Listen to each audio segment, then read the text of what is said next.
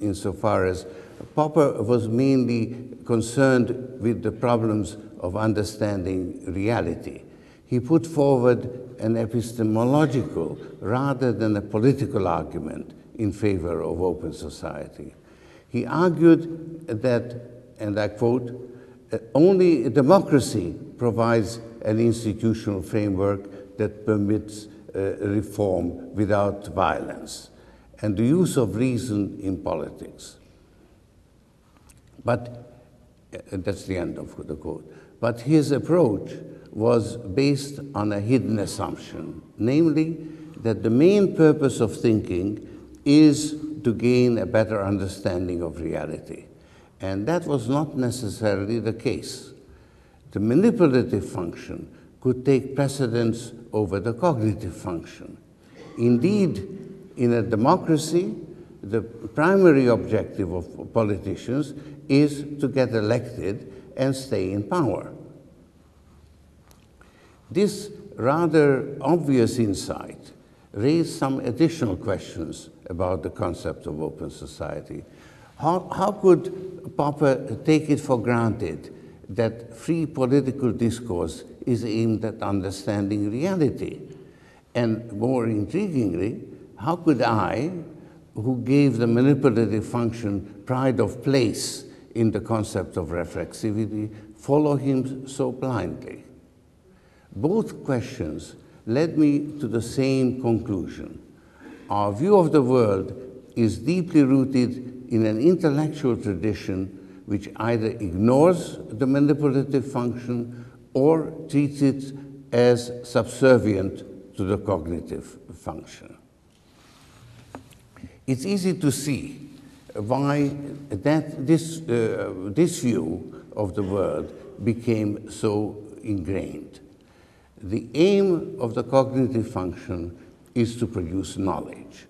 Knowledge is expressed by statements that correspond to the facts. To establish correspondence, statements and facts have to be separate and distinct. Hence, the pursuit of knowledge requires that thoughts should be distinguished from their subject matter. This requirement led philosophers whose primary preoccupation is with thinking to the belief that reason and reality are separate. This dualism had its roots in Greek philosophy, and it came to dominate our view of the world during the Enlightenment.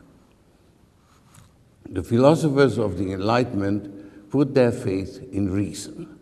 Reason was supposed to work like a searchlight, illuminating a reality that lay there passively awaiting discovery.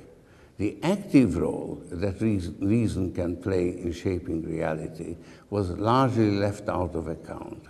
In other words, the Enlightenment failed to recognize reflexivity.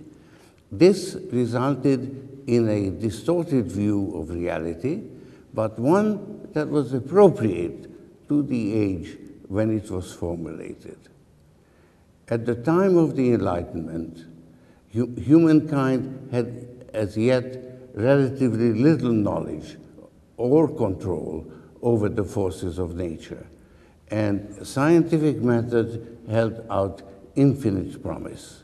It was appropriate to think of reality as something out there waiting passively to be discovered, and reason as actively engaged in exploring it. After all, at that time, not even the Earth had been fully explored. Gathering facts and establishing relationships among them was richly rewarding. Knowledge was being acquired in so many different ways and from so many different directions that the possibilities seemed unlimited. Reason was sweeping away centuries of traditional relationships and religious dogma and generating a triumphant sense of progress.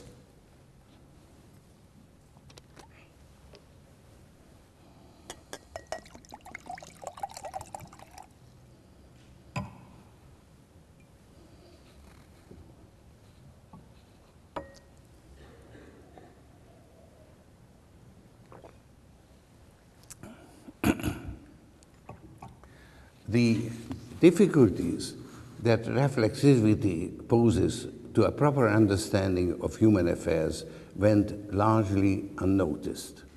The leaders of the French Revolution believed that reason could help reconstruct society from the ground up, but their faith in reason was excessive.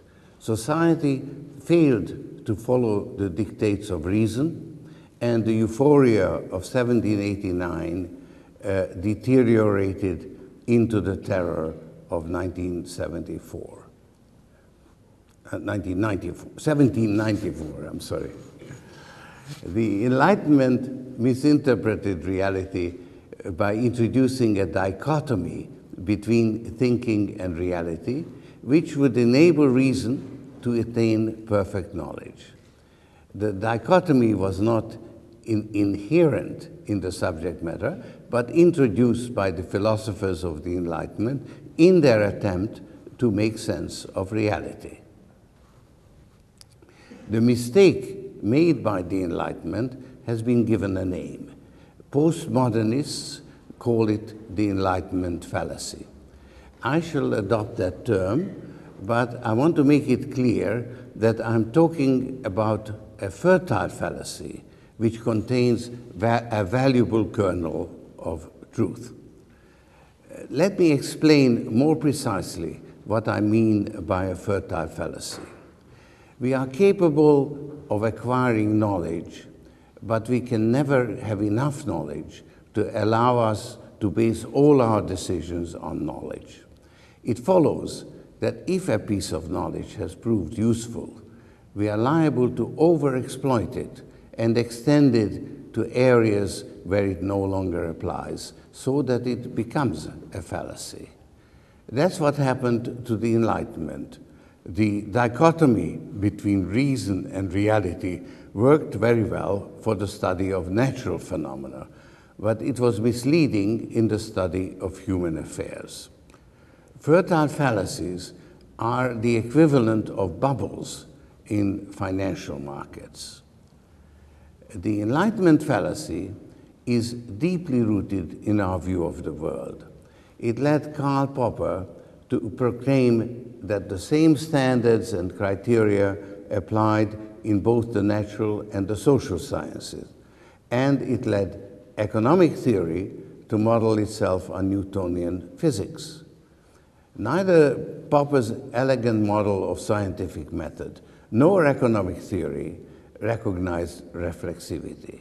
What's worse, even I, who discovered or invented reflexivity in the financial markets, failed to recognize that Popper's concept of open society was based on the hidden assumption that the cognitive function takes precedence over the manipulative function, that we are pursuing the truth and not simply trying to manipulate people into believing what we want them to believe.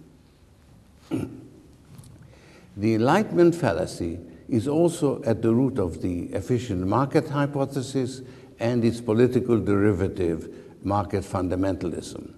The fallacy in these two intellectual constructs was exposed in a spectacular fashion by the collapse of the financial system. My discovery of a flaw in open society was less spectacular because the concept is less widely accepted. But on a personal level, it was equally earth-shaking. It forced me to rethink the concept of open society.